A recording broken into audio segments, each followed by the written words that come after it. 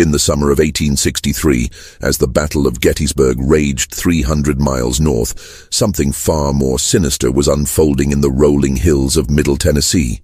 Federal investigators would later discover that 73 people had vanished without a trace from a single cotton plantation over the course of just 18 months.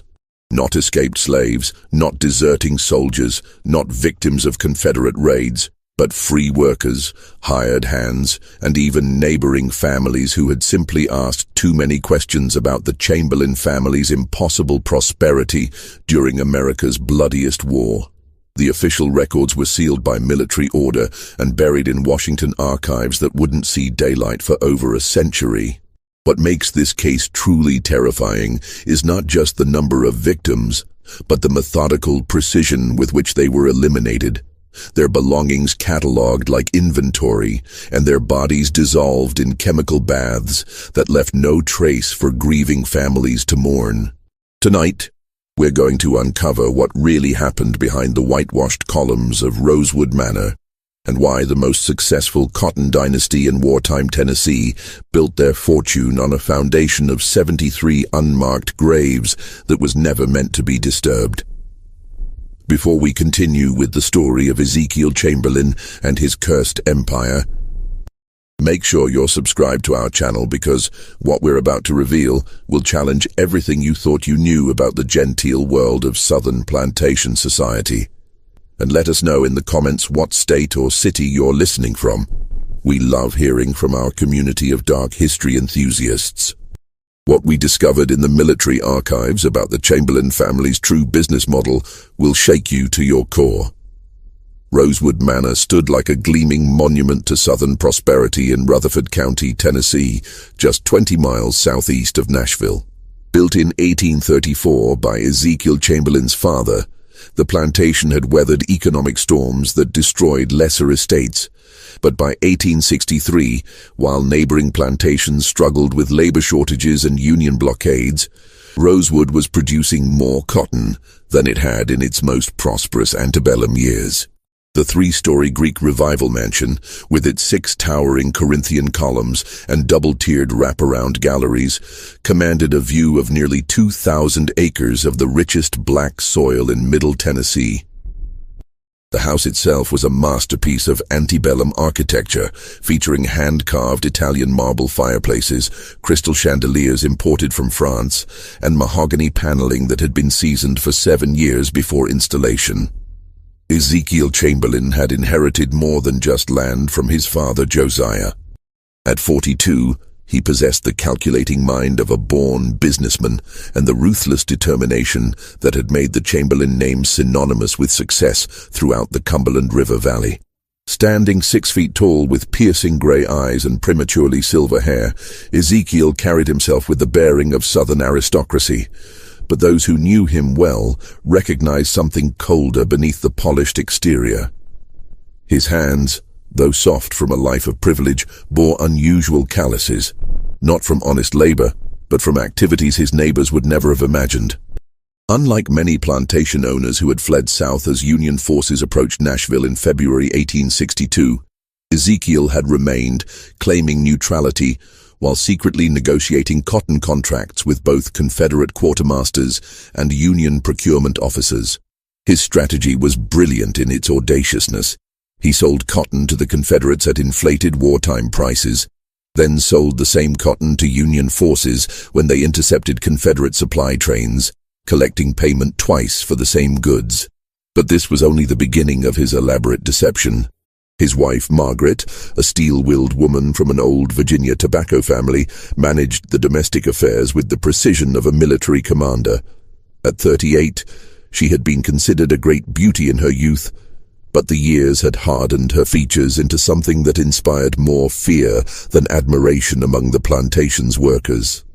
She kept meticulous records of every aspect of household operations, from the weekly consumption of flour and molasses to the exact number of candles burned in each room. Her account books were works of art in themselves, filled with precise entries written in her distinctive copperplate handwriting. What those books didn't record, however, were the conversations she had with her husband late at night, planning operations that went far beyond the management of cotton and slaves.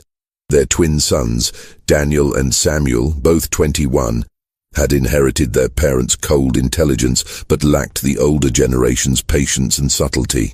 Daniel, the elder by 17 minutes, was a thin, nervous young man with his father's grey eyes and a habit of constantly adjusting his spectacles when he was planning something unpleasant. He had studied bookkeeping and chemistry at the University of Tennessee before the war interrupted his education, knowledge that would prove invaluable to the family's secret enterprises. Samuel was broader and more physically imposing than his brother, with powerful shoulders and hands that seemed too large for his body.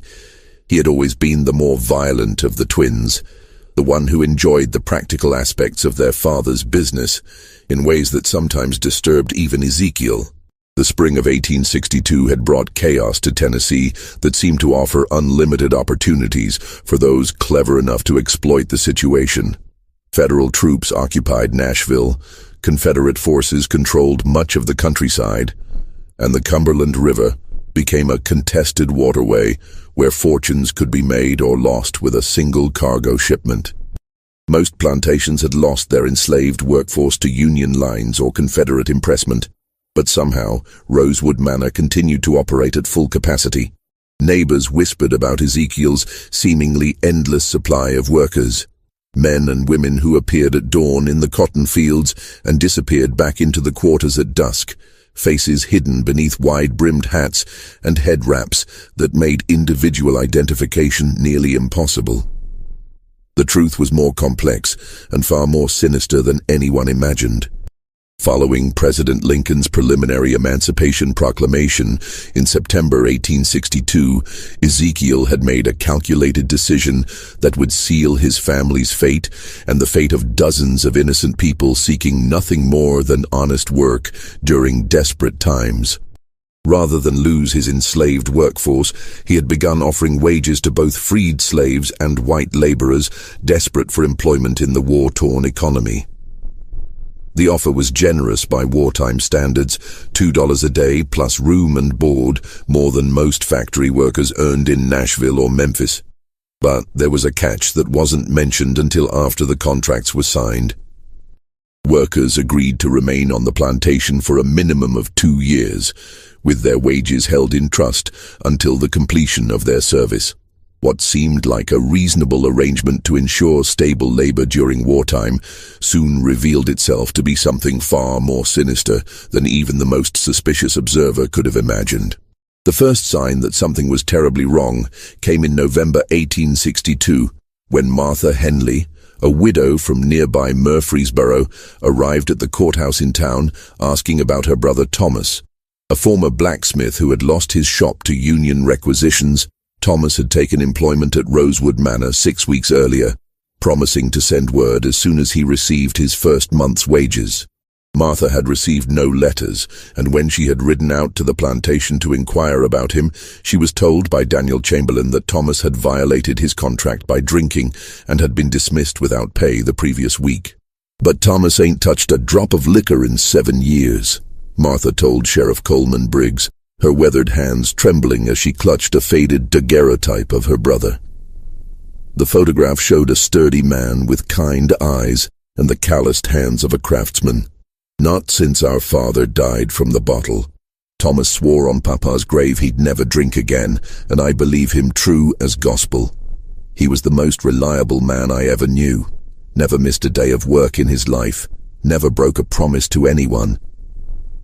Sheriff Briggs, a thin man with prematurely grey hair who had known the Chamberlain family for 20 years, assured Martha that he would investigate. But something about her story bothered him. Thomas Henley had been well known in Murfreesboro as a skilled blacksmith and a man of his word. The idea that he would suddenly start drinking and abandon his responsibilities seemed completely out of character. Still, people sometimes changed during wartime, and the stress of losing his livelihood might have driven Thomas back to the bottle despite his best intentions. When Briggs rode out to Rosewood Manor that afternoon, he found Ezekiel Chamberlain waiting for him on the front steps of the mansion, dressed in his finest black suit and holding a leather-bound ledger. The plantation owner's timing seemed oddly convenient, almost as if he had been expecting this exact visit. "I anticipated your arrival, Sheriff," Ezekiel said, his voice carrying the cultured accent of Virginia aristocracy despite 3 decades in Tennessee. Regrettably, Thomas Henley proved to be unreliable. We discovered him stealing tools from the blacksmith shop and found a whiskey bottle hidden in his quarters. I have documentation of the incident, signed by 3 witnesses. The sheriff examined the papers. Everything appeared to be in order.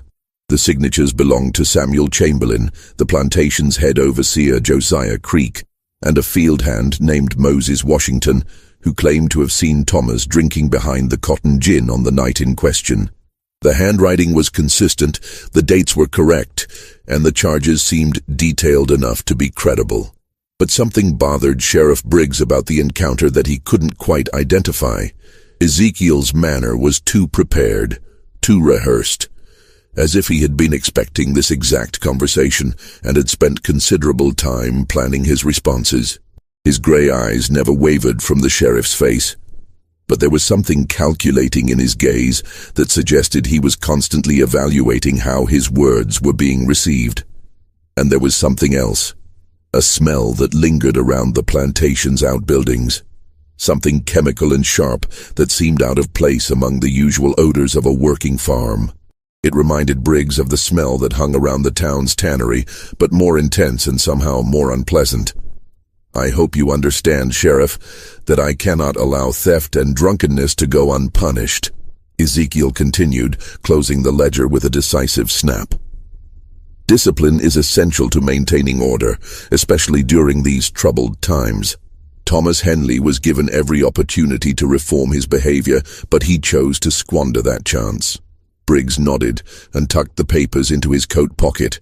But as he rode away from Rosewood Manor, he couldn't shake the feeling that something was fundamentally wrong with Ezekiel's story.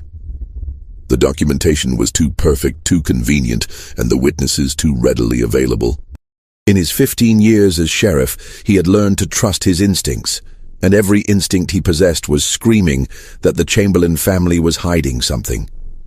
3 days later, Martha Henley's body was discovered floating in Stones River, apparently the victim of a tragic accident while searching for her missing brother. Her horse was found grazing peacefully on the riverbank, and there were no signs of violence on her body. The coroner ruled it an accidental drowning, noting that the recent rains had made the river unusually swift and treacherous. But Sheriff Briggs noticed that Martha's reticule was missing, along with the daguerreotype of her brother that she had carried everywhere since his disappearance. The winter of 1862-1863 passed quietly at Rosewood Manor, but in the surrounding communities, more families began to report missing relatives. James Patterson, a carpenter from Shelbyville, had taken work at the plantation in December and had not been heard from since.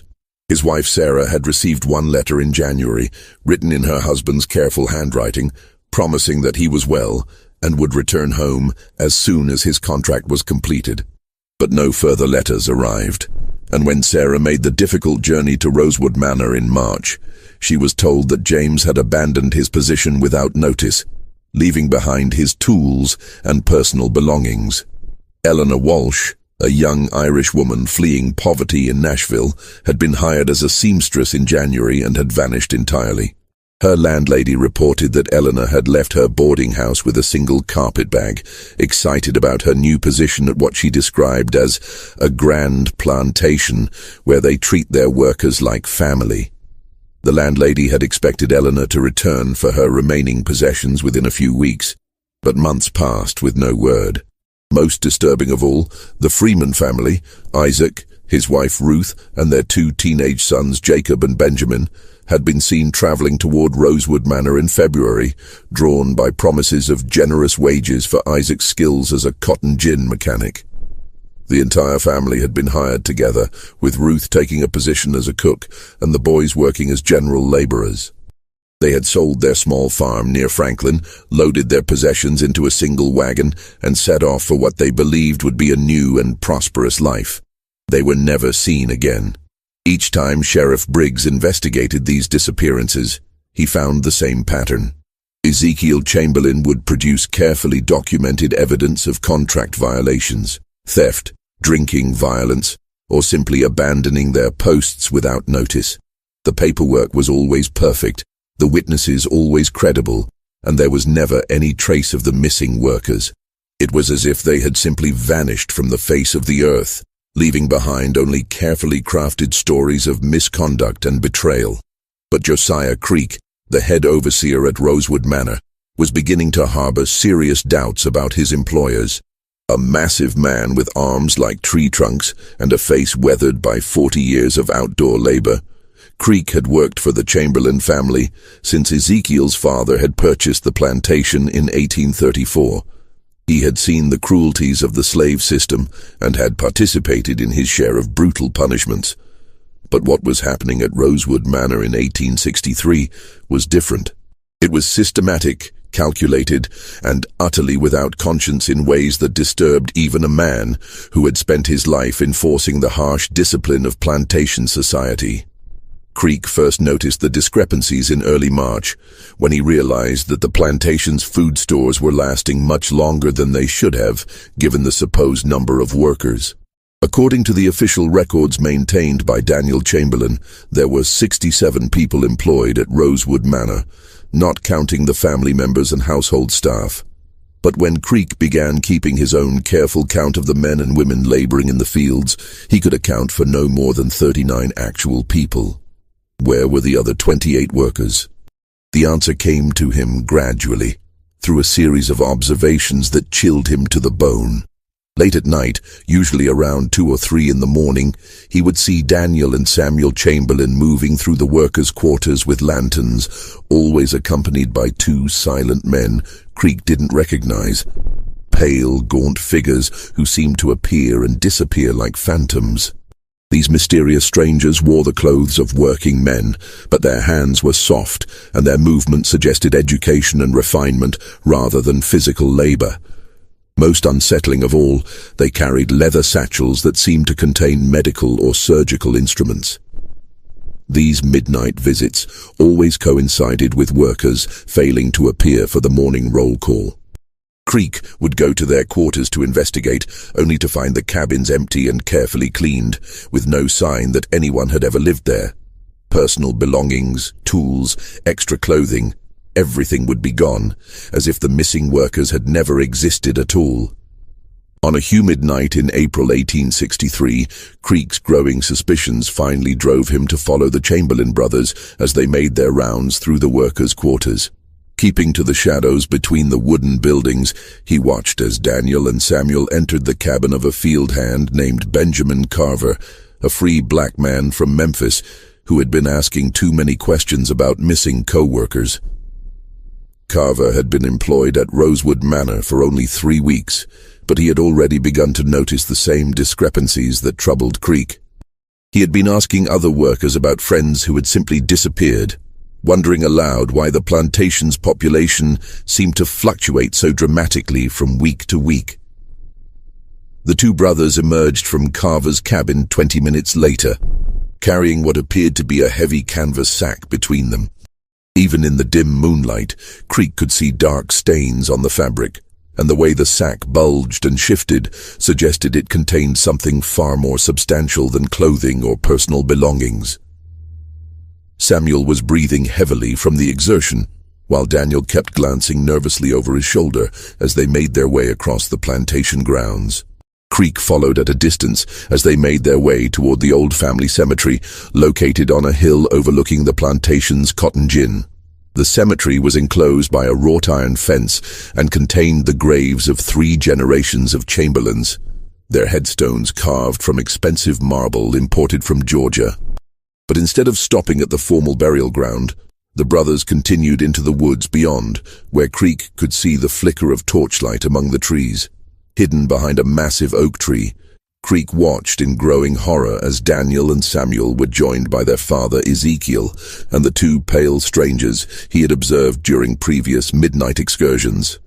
Working with practiced efficiency, the group lowered the canvas sack into what was obviously a pre-dug grave. But this was no ordinary burial. As Creek watched, one of the pale men produced a large glass bottle filled with a clear liquid and began pouring it over the contents of the grave. The chemical smell that had bothered Sheriff Briggs during his investigation filled the air, the sharp, acrid odor of quicklime. Ezekiel Chamberlain stood at the edge of the grave and spoke in a voice so low that Creek could barely make out the words. 73 souls to build an empire, each one a brick in the foundation of our dynasty. What we do here tonight ensures that our family will prosper long after this war has been forgotten. When the grave was filled and carefully camouflaged with fallen leaves and transplanted forest undergrowth, the group separated. Ezekiel returned toward the main house while his sons and the two strangers headed in the direction of a large barn that Creek had assumed was used for equipment storage. His curiosity now overcome by a terrible certainty about what he had witnessed, Creek crept toward the barn and peered through a gap in the wooden siding. What he saw inside would haunt him for the rest of his life and convince him that he was working for monsters who had abandoned every pretense of human decency. The barn had been converted into something that resembled a macabre factory designed for the systematic processing of human remains. Along one wall stood a series of large wooden vats, filled with the same quicklime solution Creek had seen poured into the grave. The chemical was used to accelerate decomposition, breaking down organic matter and leaving no trace of the victims except for the valuables that could be recovered and resold. The vats were equipped with wooden paddles for stirring and metal grates for straining out items that wouldn't dissolve. Personal belongings, jewelry, tools, and even clothing were sorted into neat piles on long wooden tables. Creek could see familiar items among the carefully organized goods. Thomas Henley's distinctive leather tool belt, Eleanor Walsh's silver locket, and what appeared to be the Freeman family's wedding rings lined up in a small wooden box. In one corner, a small furnace glowed red-hot, used to melt down gold and silver items into unmarked ingots that could be sold without raising suspicions about their origin. But the most chilling discovery was a series of ledger books that lay open on a desk near the barn's entrance. In Daniel Chamberlain's meticulous handwriting, Creek could see entries that recorded not cotton production or livestock sales, but human lives reduced to nothing more than profit margins. Each entry included the victim's name, date of arrival, date of death, and a detailed inventory of their possessions, along with estimated values. Thomas Henley, November 15, 1862, tools and silver watch, 47. James Patterson, December 22, 1862, carpenter tools and gold ring, 89. Eleanor Walsh, January 18, 1863, sewing supplies and silver locket, 23. Freeman family, February 8, 1863, wagon, tools, household goods, personal effects, 156. The entries went on for pages, each representing a person who had come to Rosewood Man, or seeking honest work, and had instead found only death. The total value of goods recovered from 73 victims came to over $4,000, more than enough to explain the Chamberlain family's continued prosperity during the lean war years when most plantations were struggling to survive. But Creek realized that this wasn't just about money. The Chamberlains weren't desperate people driven to crime by wartime hardships. They were systematic killers who had developed an efficient method for disposing of inconvenient people while profiting from their deaths. The plantation wasn't a farm. It was a trap designed to lure victims with false promises of employment and security. As Creek continued to study the horrific contents of the barn, he began to understand the full scope of the Chamberlain family's operation. This wasn't a recent development driven by wartime desperation. The oldest entries in Daniel's ledger dated back to 1861, suggesting that the murders had been going on for nearly 2 years. The family had perfected their system through trial and error, learning from early mistakes to create an almost foolproof method for eliminating witnesses and disposing of evidence. The two pale strangers were identified in the ledger as Dr. Cornelius Polk and his brother Edgar, former Confederate medical officers who had deserted their unit after the Battle of Shiloh. Cornelius had been a practicing physician in Kentucky before the war, while Edgar had studied chemistry at Transylvania University. Their medical knowledge and understanding of chemical processes made them invaluable partners in the Chamberlains' gruesome enterprise. They were responsible for the actual killings, administering carefully measured doses of chloroform or morphine that left no obvious signs of violence on the victims' bodies. Creek discovered that the Chamberlains' recruitment methods were far more sophisticated than he had imagined. They placed advertisements in newspapers throughout Tennessee and Kentucky, offering generous wages and ideal working conditions. They specifically targeted people who were isolated or desperate: widows, recent immigrants, freed slaves with no family connections, and skilled workers who had lost their livelihoods to the war. The victims were chosen not just for their possessions, but for their vulnerability. People who wouldn't be missed, at least not immediately. The family had also established relationships with unscrupulous boarding house operators and labor contractors who would recommend Rosewood Manor to potential victims in exchange for a small commission. These accomplices helped identify people with valuable skills or possessions, providing the Chamberlains with detailed information about potential targets before they even arrived at the plantation. As Creek absorbed the magnitude of what he had discovered, he realized that he was looking at evidence of the most systematic and coldly calculated mass murder operation in American history. The Chamberlains weren't just killing for money. They were running what amounted to a human slaughterhouse, luring desperate workers to their plantation with false promises and then disposing of them once their belongings had been inventoried and catalogued. But as he backed away from the barn, Creek's boot caught on a loose board, sending a sharp crack echoing through the night air. Inside the barn, the voices fell silent. Creek heard footsteps approaching the door and realized with growing terror that he had been discovered. "Who's out there?" Daniel Chamberlain's voice cut through the darkness like a blade. "Samuel, check the perimeter. Take the dogs and make sure whoever it is doesn't get away." Creek ran, crashing through the underbrush as the sound of barking hounds filled the night air behind him. He could hear Samuel Chamberlain shouting orders to the dogs, urging them to follow the scent of the intruder who had discovered their family's terrible secret. Creek's only advantage was his intimate knowledge of the plantation's layout, gained through nearly 30 years of working the land. He knew every path, every fence line, every hiding place that might offer temporary shelter. But he also knew that the Chamberlains wouldn't stop hunting him until they found him, and when they did, he would become victim number 74 in Daniel's meticulous ledger. Just when we thought we'd seen it all, the horror in Rutherford County intensifies. If this story is giving you chills, share this video with a friend who loves dark mysteries. Hit that like button to support our content, and don't forget to subscribe to never miss stories like this.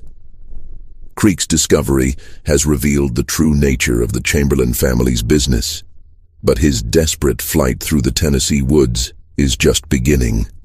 Let's discover together what happens next. Creek's desperate flight through the woods was cut short when he stumbled over a fallen log and crashed into a shallow ravine, his left leg twisting beneath him with an audible snap that echoed through the night air. As he lay gasping in pain at the bottom of the creek bed, he could hear the baying of bloodhounds getting closer.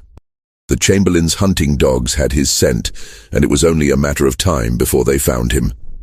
Worse yet, he could hear human voices approaching. Samuel Chamberlain's distinctive baritone calling out orders and the higher-pitched responses of the Polk brothers as they coordinated their search. "He can't have gone far." Samuel's voice carried clearly through the still night air. "The dogs have his trail, and there's nowhere for him to hide. When we find him, we'll make sure it looks like an accident, maybe a fall from his horse while checking the fence lines. What if he's already told someone what he saw?" Edgar Polk's nervous tenor revealed his growing anxiety about their exposure. "Then we'll have to expand our cleanup operation." Ezekiel Chamberlain's cultured voice joined the conversation as he arrived at the search site. "But I doubt Creek has had time to tell anyone anything. He's a simple man who keeps to himself. Even if he disappears, it won't cause the kind of investigation that could threaten our operation." Creek pressed himself deeper into the muddy bottom of the ravine, trying to ignore the excruciating pain in his broken leg while he listened to the three men plan his murder with the same casual efficiency they had used to eliminate 73 other innocent people. He understood now that he had stumbled into something far worse than simple greed or wartime opportunism. The Chamberlain family had created a systematic killing operation that treated human life as nothing more than a renewable resource to be harvested and processed. But fate intervened in the form of Corporal William Hayes, a Union cavalry scout who had been observing Rosewood Manor for 3 days as part of a reconnaissance mission ordered by Major General William Rosecrans. Hayes had been tasked with documenting Confederate supply operations in the area, and the unusual level of activity around the Chamberlain plantation had caught his attention. He had noticed the frequent arrivals of new workers, the late-night movements between buildings, and the strange chemical smells that seemed to emanate from the plantation's outbuildings. When Hayes heard the commotion in the woods, the barking dogs, the shouting voices, and the sounds of a major search operation, he assumed he was witnessing the capture of a runaway slave, or perhaps a Confederate deserter. His orders were to observe and report, not to intervene in local affairs. But something about the urgency and violence of the search convinced him to investigate. Hayes found Creek at the bottom of the ravine, his leg clearly broken and his clothes torn from his desperate flight through the underbrush. At first, the soldier assumed the injured man was a runaway slave who had been caught stealing or attempting to escape. But Creek's desperate urgency and his detailed knowledge of the plantation's operations quickly convinced Hayes that something far more serious was taking place.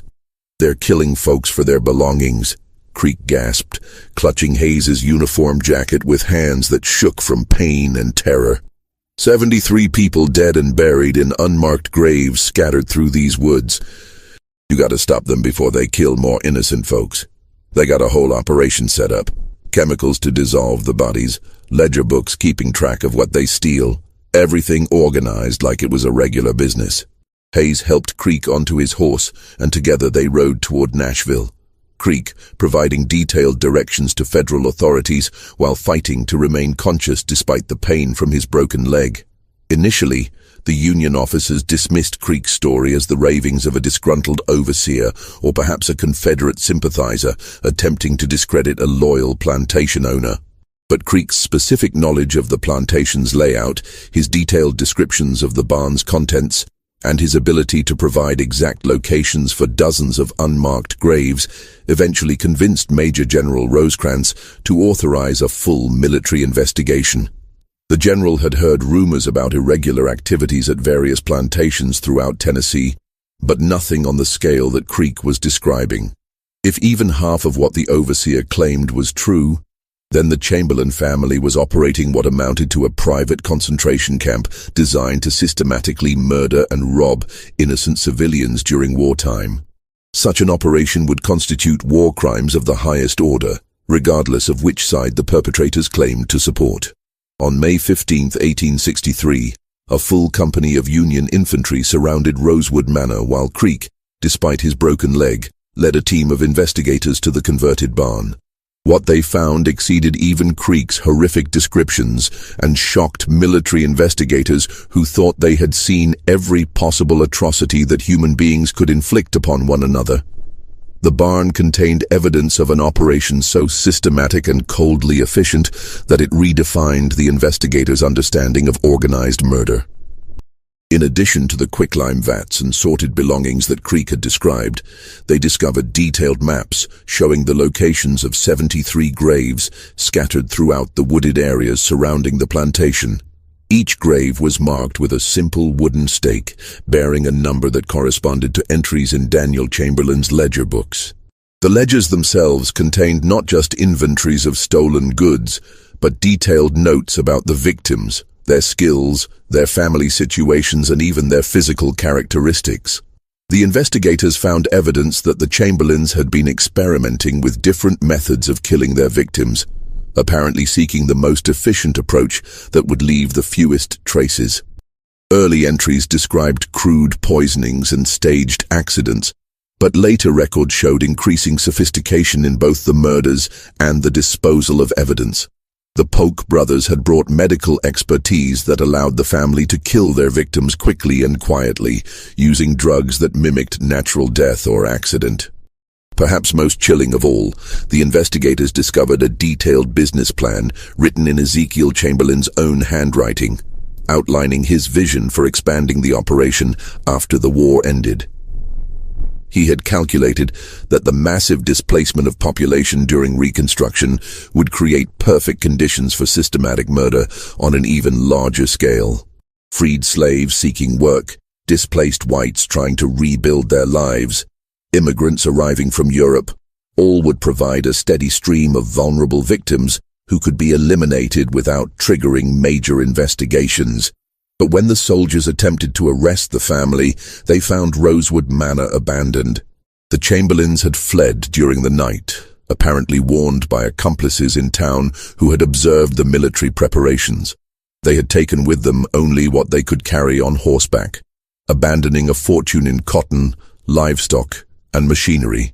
More importantly, they had left behind evidence of their crimes that would shock even hardened military investigators accustomed to the brutalities of civil war. The two pale strangers who had assisted the Chamberlains were identified as Dr. Cornelius Polk and his brother Edgar, former Confederate medical officers who had deserted their unit after the Battle of Shiloh in April 1862.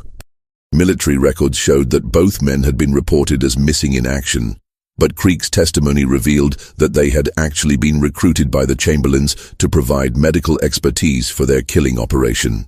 Their bodies were discovered 3 days after the raid, floating in the Cumberland River with their throats cut, apparently silenced by their former employers to eliminate potential witnesses who could testify about the family's crimes.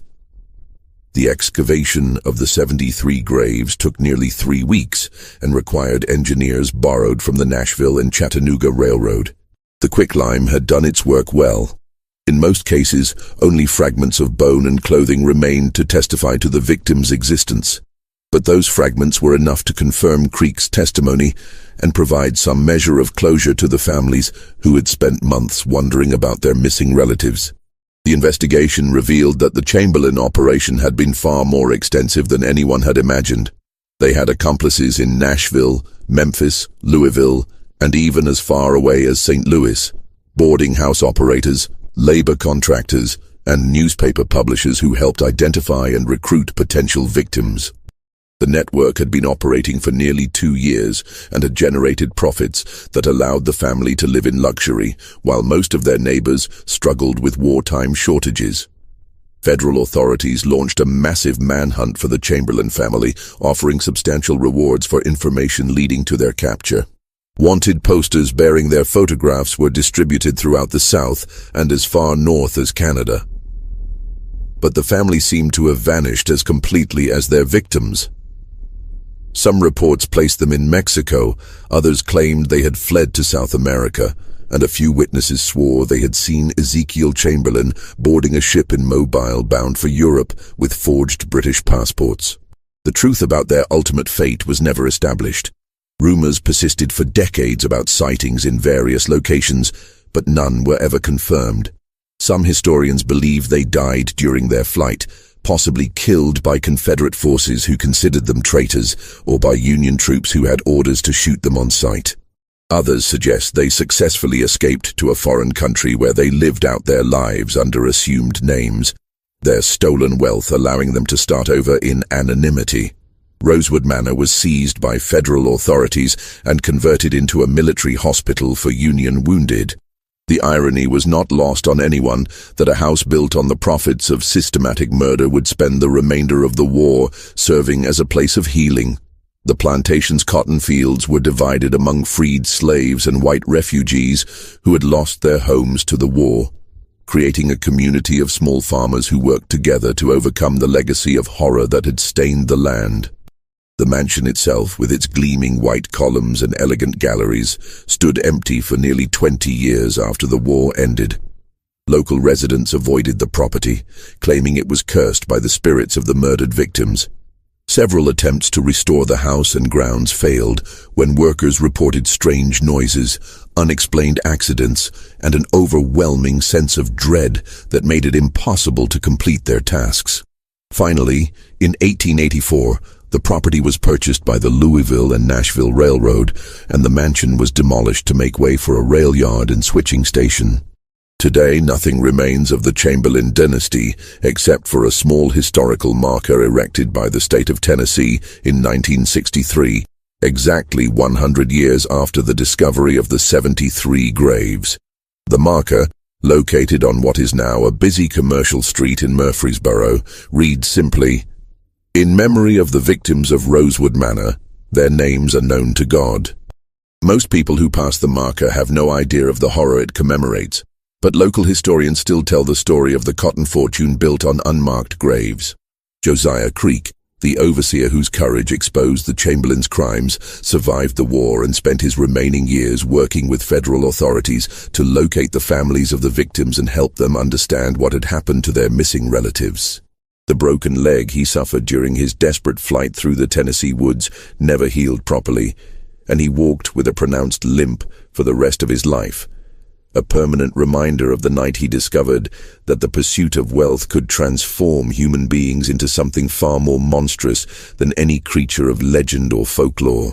Creek's testimony at the subsequent military tribunal was instrumental in establishing legal precedents for prosecuting war crimes, though the Chamberlain family themselves were never brought to justice.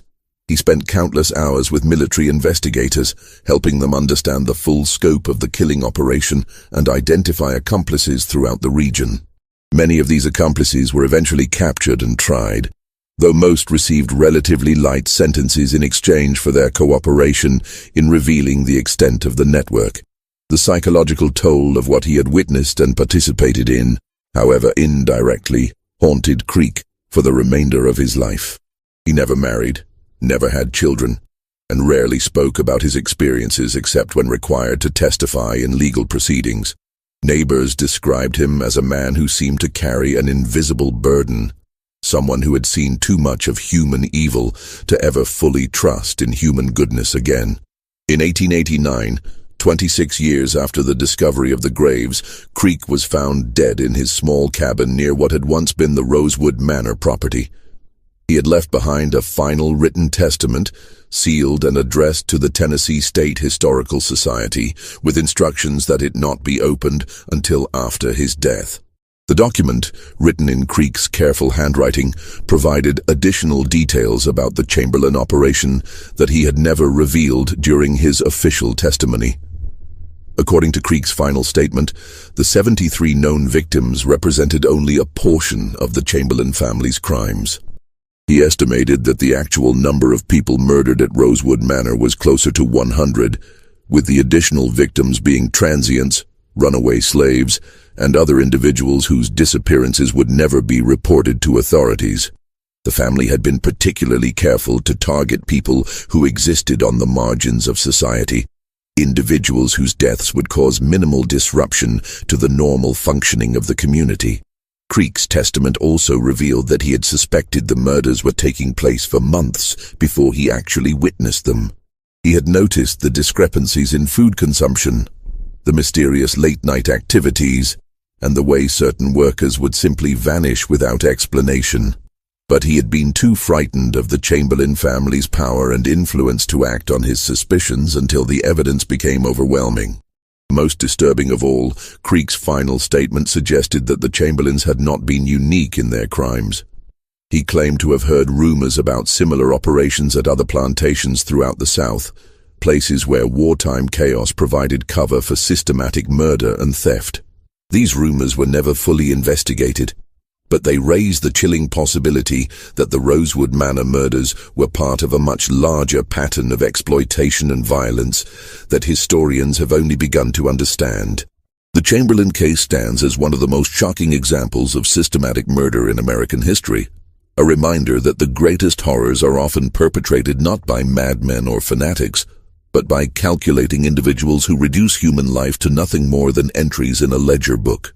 In the chaos of civil war, with communities scattered and authorities overwhelmed, The Chamberlains created their own private kingdom of terror, where desperate people seeking honest work found only death.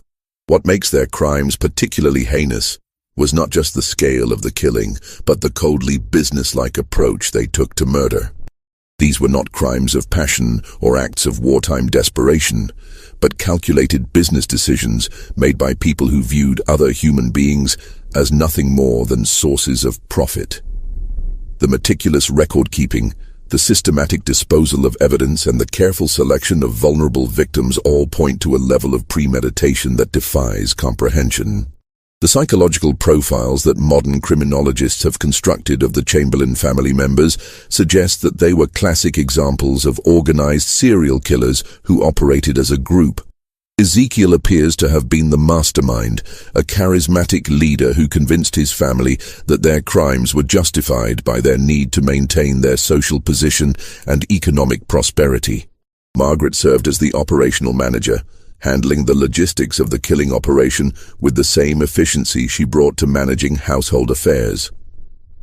The twin sons, Daniel and Samuel, represented different aspects of the criminal personality. Daniel, the meticulous record-keeper who reduced murder to bookkeeping, and Samuel, the enforcer who enjoyed the physical aspects of their crimes. The involvement of the Polk brothers adds another layer of horror to the story, demonstrating how professional medical knowledge could be perverted in service of systematic murder.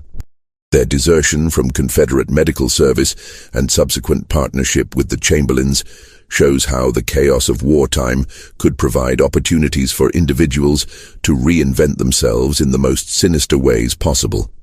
Perhaps most disturbing of all is the realization that the Chamberlain operation might have continued indefinitely if not for Josiah Creek's accidental discovery of their crimes. The family had created such an efficient system for eliminating witnesses and disposing of evidence that they might have murdered hundreds more victims before finally being exposed. The fact that they nearly escaped justice entirely and may have successfully fled to live out their lives in comfort elsewhere demonstrates how difficult it can be to hold such calculating criminals accountable for their actions. The legacy of the Rosewood Manor murders extends far beyond the immediate tragedy of the 73 known victims. The case helped establish important legal precedents for prosecuting organized crime and war crimes, concepts that would become increasingly important in the 20th century.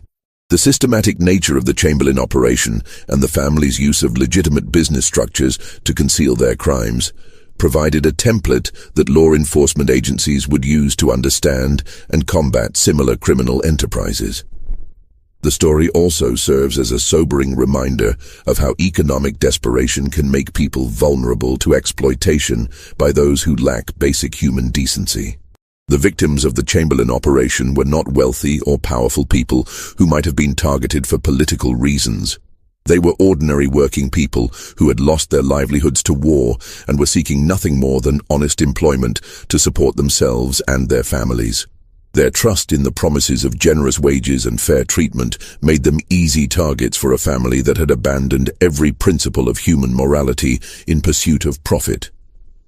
In the years following the Civil War, as the country struggled to rebuild and come to terms with the massive human cost of the conflict, the Rosewood Manor murders served as a stark reminder that some of the war's worst atrocities had been committed not by soldiers on battlefields, but by civilians who used the chaos of war to conceal their own private crimes against humanity. This mystery shows us that evil often wears a respectable face and hides behind the veneer of social respectability. The Chamberlains were not wild-eyed killers or deranged psychopaths. They were methodical businessmen who simply viewed murder as another form of commerce. Their crimes remind us that vigilance against such calculated evil is the price of civilization itself, and that we must never become so comfortable with prosperity and social stability that we forget to watch for those who would exploit the vulnerable for their own gain. What do you think of this story? Do you believe the Chamberlain family's ultimate fate was justice, or should they have faced trial for their crimes? Do you think there were other operations like this during the Civil War that were never discovered? Leave your comment below and share your thoughts about this dark chapter in Tennessee history. If you enjoyed this tale and want more horror stories like this, subscribe, hit the notification bell, and share with someone who loves mysteries. Until next time, remember that the most terrifying monsters are often the ones who look just like ordinary people. See you in the next video.